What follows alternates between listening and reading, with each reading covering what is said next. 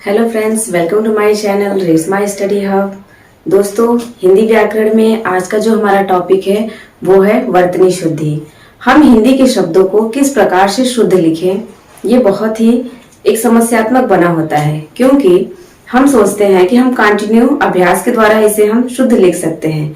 इसके साथ ही साथ इसके कुछ रूल्स होते हैं, कुछ नियम है जिसको फॉलो करके हम इन वर्तनियों को शुद्ध लिख सकते हैं। जैसे कि हमने यहाँ पे कुछ रूल्स लिखे हैं। जैसे नियम फर्स्ट, वर्तनी में आपने देखा होगा एक 3 प्रकार के र होते हैं। जैसे ऋषि, एक रेफ होता है और एक साधारणतः व्यंजन र। तो जो रेफ होता है इसको लगाने में काफी कंफ्यूजन लगता है। जैसे कि वर्तनी में रेफ चिन्ह का प्रयोग, रेफ को हम कैसे लगाते हैं। रेफ जो है जब किसी वर्ड के साथ बोला जाता है तो वह उस वर्ड पे न लग करके अपने आगे आने वाले वर्ड पे वो लगता है। जैसे कि हम जैसा उच्चारण करेंगे हम उसी प्रकार लिखते हैं। अगर हमने बोला निर्जन, तो निर और जन, निर में नी पर ही वो रेफ आ रहा है, लेकिन वो न पे न लग करके वो ज पे जाएगा। प्रायः क्या करते हैं विद्यार्थी कि इसमें रेफ को नी के पर ही लगा देते हैं, जिससे कि वो उसका उच्चारण बिल्कुल अलग हो जाएगा और वो गलत माना जाएगा। जैसे एक एग्जाम्पल है निर्जन, निर्जन।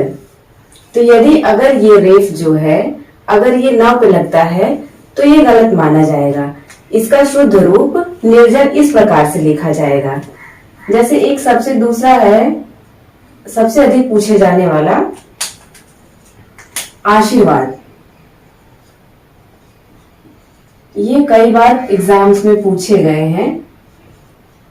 आशीर्वाद, जैसे ये रेफ श पे आ रहा है, आशीर, स के साथ इसे श के जस्ट बाद ही से बोला जा रहा है आशीर्वाद, लेकिन ये श पे न उड़ करके इसे व के ऊपर लगाया जाएगा।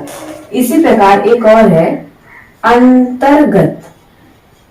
अंतर हम किस प्रकार से लिखते हैं, हम इस प्रकार र को बनाते हैं, लेकिन यहाँ पे जो र का उच्चारण है वो झटके से किया जा रहा है, एक झटके के साथ। तो ये त पे न उड़ के ग पे जाएगा, अंतर्गत। इस प्रकार से इसे लिखा जाएगा। तो ये इसे बस इसके उच्चारण से आपको इसे समझना पड़ेगा। और इसमें ऐसे हजारों वर्ड्स पड़े हुए हैं, आप शब्द ऐसे हैं जिन्हें आप लिख कर प्रैक्टिस कर सकते हैं, लेकिन अगर आप उच्चारण शुद्ध कर रहे हैं, उसे बोल सही रहे हैं, तो आप इसे लिख सकते हैं। और जो दूसरा नियम है, यदि स्त्रीलिंग संज्ञा शब्द का अंत ई से हो तो बहुवचन बनाते समय बड़ी ई का छोटी ई हो जाता है। जैसे कि हम स्त्रीलिंग में कोई शब्द लेते हैं, जैसे कि बेटी, हमने एक वचन में क्या कहा, बेटी। बेटी एक स्त्रीलिंग है, संज्ञा शब्द है और इसके अंत में कौन सा स्वर है, बड़ी ई है। तो जब हम इसे बहुवचन में बनाएंगे तो इसकी जो बड़ी ई की मात्रा है वो छोटी ई में बदल जाएगी। जैसे बेटियां, बेटियां। इसी प्रकार जितने भी वर्ड हैं, जितने भी शब्द हैं, सभी इसी प्रकार बदलेंगे। जैसे हम लिख लिए मछली, मछली, इसके भी अंत में यह एक स्त्रीलिंग शब्द है, इसके अंत में क्या है, एक बड़ी की मात्रा है। बड़ी की मात्रा जब बहुवचन बनाएंगे मछलियां का तो बड़ी छोटी ई में बदल जाएगी। तो क्या लिखेंगे हम, मछलियां, मछलियां। आपने देखा होगा कि जब हम सब्जी लिखते हैं, सब्जी, तो इसमें हम बड़ी ई का प्रयोग करते हैं, लेकिन जैसे ही हम ढेर सारी सब्जियों का बहुवचन बनाते हैं, ढेर सारी सब्जियों के बारे में बताते हैं, तो सब्जियां इस तरह से लिखा जाएगा। मुश्किल इन वर्डों को पहचानने में इसलिए होती है, लिखने में वर्तनी अशुद्धियां इसीलिए होती है क्योंकि जब हम उच्चारण करते हैं तो कुछ जो हमारे हिंदी में जो स्वर हैं थोड़ी समान होते हैं, बहुत माइनर डिफरेंस होने के कारण इसमें गलतियां प्राय हो जाती है। जैसे कि छोटी है, बड़ी है, बड़ा ऊ है, छोटा ऊ है, तो तालु श है, दंत श है, मूर्धा श है, इन श को समझना, उनके उच्चारण के लहजे को जानना, उसी के हिसाब से आप शुद्ध वर्तनियों को लिख सकते हैं। और ज्यादातर प्रैक्टिस पे भी आधारित होती है, थोड़े रूल्स पर निर्भर होते हैं। जैसे एक और एग्जांपल है गाड़ी, इसका क्या हो गया, गाड़ियां। और नदी, जैसे एक वर्ड हम लोग लिखते हैं नदी, नदी में बड़ी, तो जब इसे हम बनाएंगे बहुवचन इसका तो क्या हो जाएगा, नदियां। और इसी क्रम में जो तीसरा नियम है इक प्रत्यय, प्रत्यय और उपसर्ग हमने आपको पहले नेक्स्ट वीडियो में अपने बता दिया था कि मतलब कि प्रत्यय उपसर्ग ये क्या है, प्रत्यय कहाँ लगते हैं, उपसर्ग क्या है। तो प्रत्यय में हमने बताया था इक प्रत्यय के बारे में। इक प्रत्यय एक ऐसा प्रत्यय है कि जब वो शब्द के उसमें लास्ट में जुड़ता है तो शब्द के पहले वाले वर्ड की जो स्वर है, जो मात्रा है, वो दीर्घ हो जाती है। जैसे एक शब्द है समाज, समाज, और अगर आप इसमें इक प्रत्यय को जोड़ें तो ये क्या बनेगा, तो सामाजिक, ये कहना, जैसे कि ये अगर हम लिख दें सामाजिक, ऐसे ही एग्जाम में दे दिया जाता है सामाजिक, तो हम समझते हैं एक प्रत्यय लगा है लास्ट में और ये सही है, जबकि ये गलत है। अभी नियम ने क्या कहा, एक प्रत्यय लगाने पर आगे के स्वर में, तो आगे का स्वर क्या है, जैसे ये स में क्या है अ, तो इस अ में, इस अ का क्या दीर्घ होगा, आ में बदल जाएगा, तो ये सामाजिक नहीं होकर के सामाजिक होगा। तो अगर इक प्रत्यय को जान रहे हैं और किसी शब्द में अगर लास्ट में इक प्रत्यय लगा है तो आपको उस वर्ड को बनाना होगा, दीर्घ करके उसे समझना पड़ेगा। जैसे है प्रमाण, प्रमाण प्लस इक प्रत्यय, तो ये शब्द क्या बनेगा,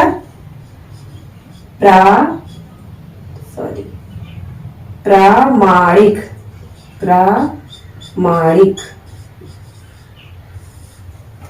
एक परिवार, परिवार में भी अगर हम एक प्रत्यय लगाएं तो क्या बनेगा, पारिवारिक, पारिवारिक। और इसी तरह है एक व्यवहार, व्यवहार, देखिए सबके जो पहला है, पहला वर्ड है, समाज है, प्रमाण है, परिवार है, इसके सब में अ है तो इसमें आ हो गया है, इनके स्वरों में वृद्धि हो गई है, तो ये व्यवहार किस में बनेगा, व्यावहारिक, व्यवहारिक नहीं व्यावहारिक। तो इक प्रत्यय के माध्यम से हम शब्दों को शुद्ध लिख सकते हैं। ये जो प्रमाण है, समाज है, ये कई बार पूछे हुए हैं। और इसके साथ ही एक, जैसे कहा जाता है शरीर, शरीर में अगर इक प्रत्यय जुड़ेगा तो कौन सा शब्द बनेगा, शारीरिक नहीं, शारीरिक, क्योंकि श में इसका दीर्घ स्वर हो जाता है, श का क्या होगा, शा, और ये री उसी तरह, और इसमें छोटी की मात्रा एक प्रत्यय, शारीरिक। एक जैसे कि होता है व्याकरण,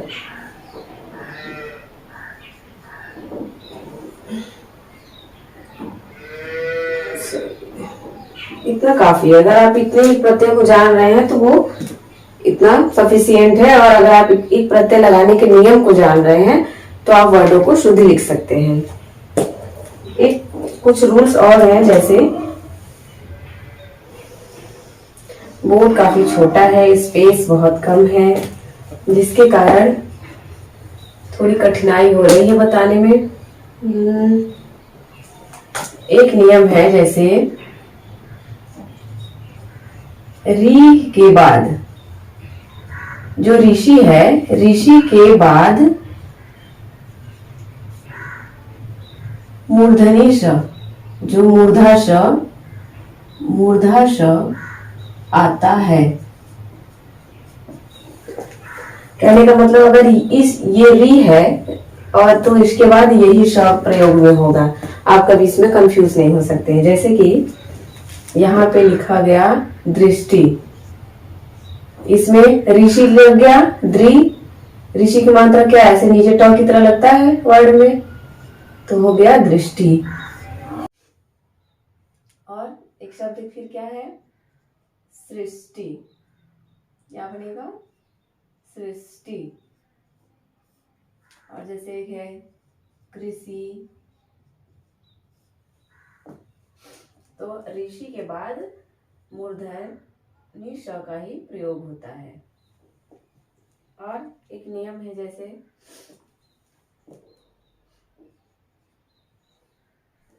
अगर श और श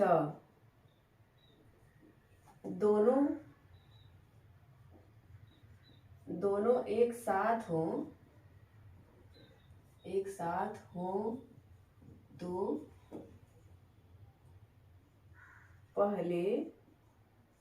पहले जो है तालु श का प्रयोग होगा और बाद में मूर्धनी श का। श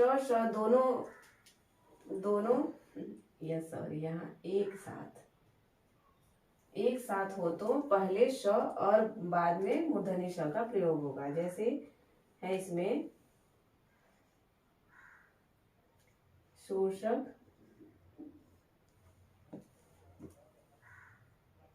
या फिर विशेषण आदि शब्द हैं।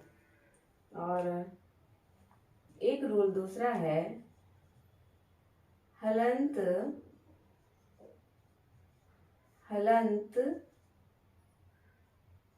ह का प्रयोग,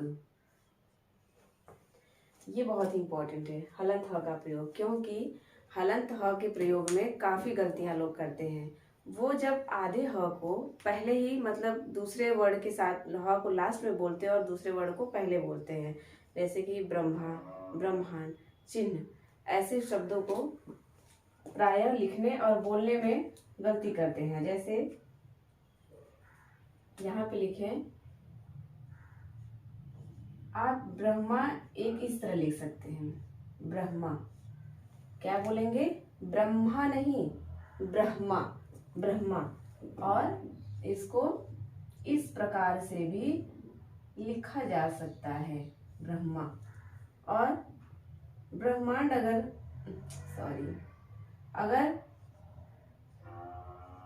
ब्रह्मांड लिखना हो तो एक ब्रह्मांड इस प्रकार लिखा जा सकता है, और एक ह में से ही म को ऐसे मिला के बना दिया जा सकता है, ब्रह्मांड।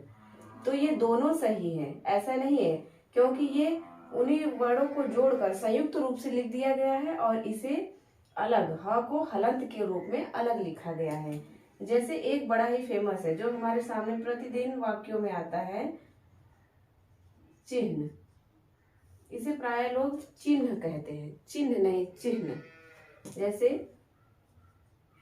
इसे इस प्रकार भी लिख सकते हैं, लेकिन ये भी शुद्ध है और ये भी शुद्ध है। इनके लिखने के ऐसे दो तरीके हैं। जैसे विद्यालय में भी हम लिखते हैं, आधे द के रूप में भी लिख सकते हैं, और द और य के संयोग से जो द बनता है उस तरह भी हम विद्यालय को लिख सकते हैं। और कुछ अलग महत्वपूर्ण, जैसे कि कुछ अन्य को भी देख लेते हैं जो कि एग्जाम्स में पूछे जाते हैं। जैसे है कुछ अन्य में, जैसे उज्ज्वल है आपका, इसमें दोनों ज आधे होते हैं, उज्ज्वल। और ज्योत्सना, ज्यो आधा त आधा श और ना, ज्योत्सना। और अंत्याक्षरी,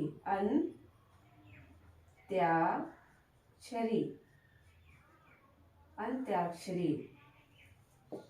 और क्या है, एक बड़ा ही फेमस जो अक्सर परीक्षाओं में इसे सबसे अधिक पूछा ही जाता है, जैसे कि कवयित्री, उज्ज्वल।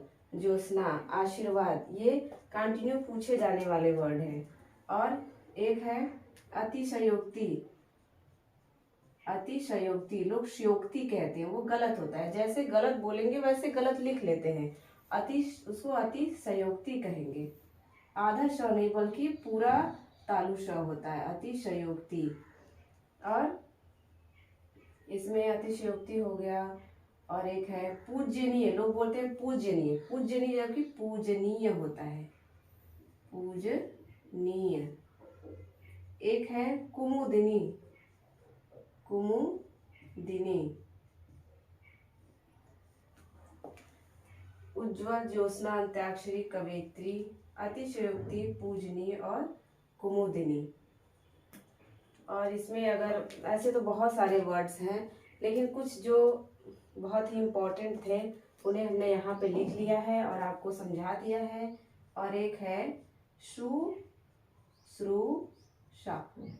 शुश्रूषा का मतलब होता है कि किसी की सेवा करना। तो आई होप आपने जो आज हमारे वर्तनी शुद्धि का जो शुद्ध वर्तनी लिखने के जो आज हमारा टॉपिक था उसे बेहतर तरीके से समझा होगा। अगर आपको ये वीडियो अच्छी लगती हो तो अपने फ्रेंड्स में ज़रूर शेयर करिए और हमारे चैनल को लाइक एंड सब्सक्राइब ज़रूर करिए। थैंक्स।